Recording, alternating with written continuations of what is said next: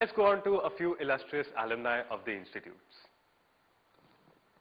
There's a certain person called Vinod Khosla. I mentioned him earlier some time back.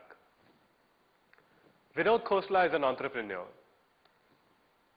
If you've heard of Sun Microsystems, if you've heard of Java, this is your man. Vinod Khosla is the person who is supposed to be the backbone of the US's Silicon Valley today.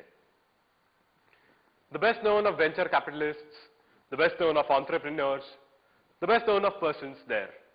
It is estimated that in the Silicon Valley itself, 10% of all startups are by IITians.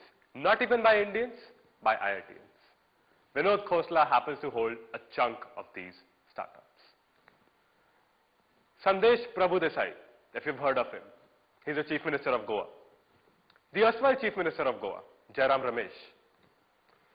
Then, of course, one of our beloved alumni, N.R. Narayana Murthy, who passed out from IIT Kanpur sometime in the year 1971, if I'm not mistaken. N.R. Narayana Murthy, along with another illustrious alumni, Nandan Nilekani, started out from a building in Bangalore, from the top floor of a building in Bangalore rather.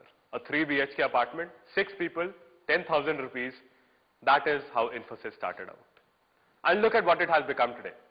The world's most admired company. The world's best known software consultants. The world's best employers. Nandan Nilekani, of course, he needs no introduction. These days he's heading the National ID project, the National Identification Card project, as you all might know, which is going to issue a unique ID card to each and every citizen of this country. Before that, he was the director of Infosys, taking it to new and greater heights. We have V. Muthuraman, who happens to be the managing director of a behemoth called Tata Steel. I'm sure you must have heard of it. And then you have someone called Victor Menezes.